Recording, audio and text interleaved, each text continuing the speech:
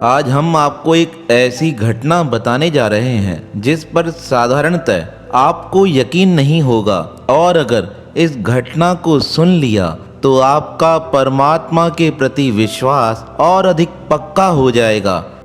कहते हैं एक दिन धवलगिरी के निवासी परम सिद्ध स्वामी कृपा शंकर जी अपने संतों की जमात के साथ आकाश में उड़ते हुए स्वामी रामानंद जी के आश्रम पर आए।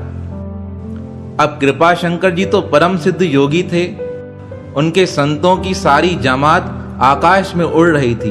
वह तो इसलिए आई थी, वह देखना चाहती थी कि स्वामी रामानंद जी कितने पहुंचे हुए महापुरुष हैं। उस दिन स्वामी रामानंद महाराज अपने ध्यान में लीन थे। भक्त अनंतानंद जी को पता चला कि हमारे आश्रम पर स्वामी कृपा शंकर जी मेरे गुरुदेव का दर्शन करने आए हैं। वह देखना चाहते हैं मेरे गुरुदेव कितना सिद्ध हैं। ऐसा सोचकर स्वामी अनंतानंद जी स्वयं आकाश में उड़ गए और आकाश में जाकर स्वामी कृपा शंकर जी को प्रणाम करके कहने लगे, आप मेरे गुरुदेव के आश्रम पर आए हैं, आपका स्वागत है, आप नीचे चलकर विश्राम कीजिए। तब स्वामी कृपा शंकर जी कहने लगे, हम सिद्ध योगी हैं, जमीन पर नहीं बैठते हैं, हमें यहीं पर आसन लगा कर दो। अब योगी की बात सुनकर भक्त अनंतानंद जी ने कहते हैं आकाश में ही एक विशाल चद्दर बिछा कर दी, जिस पे स्वामी कृपा शंकर जी और उनके सारे शिष्य बैठ गए।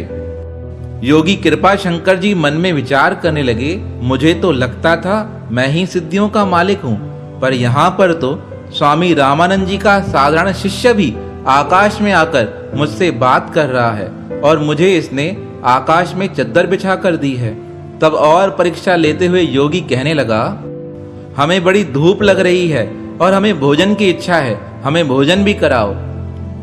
कहते हैं तब स्वामी अनंतानंद जी ने उनकी धूप को दूर करने के लिए आकाश में एक विशाल चद्दर बिछा दी और जल्दी से परमात्मा के नजदीक आकर परमात्मा से कहने लगे, हे भगवान, हमारे आश्रम पर मेहमान आए हैं, मैं उन्हें कौन सा भोजन कराऊं?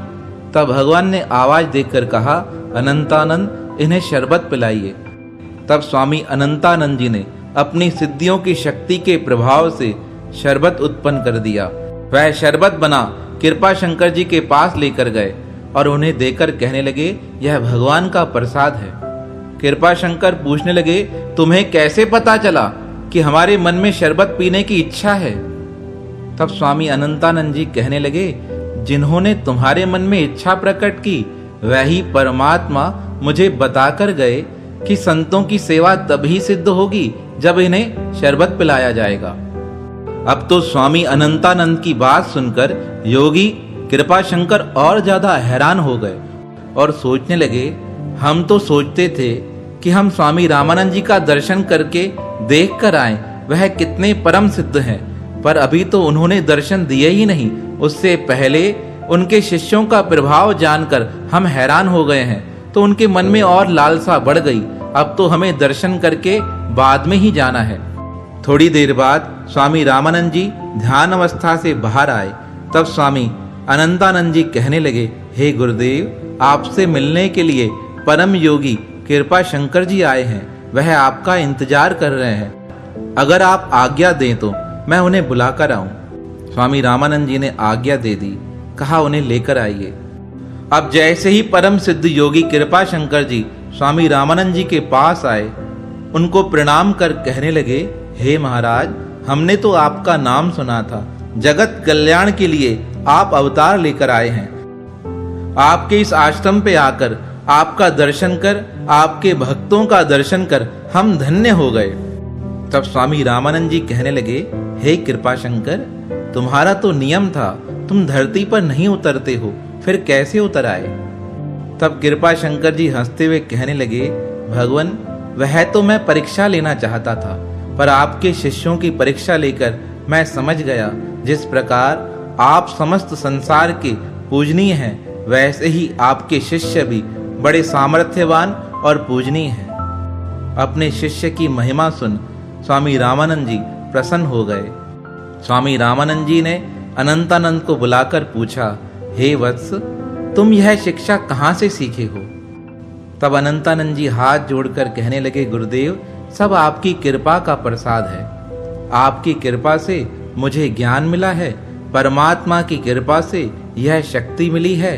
अब आप यही कृपा कीजिएगा, मुझे इन शक्तियों पर कभी अभिमान ना आए। स्वामी रामानंद महाराज ने अनंतानंद को हृदय से लगाकर कहा, हे वत्स, हमारे पश्चात आप ही हमारे धर्म का प्रचार करेंगे। और कहते हैं, जब स्वामी रामानंद महाराज ब्रह्मलीन हुए, उनके पश्चात स्वामी अनंतानंद जी महाराज ही उनकी गुरु गादी पर विराजमान हुए।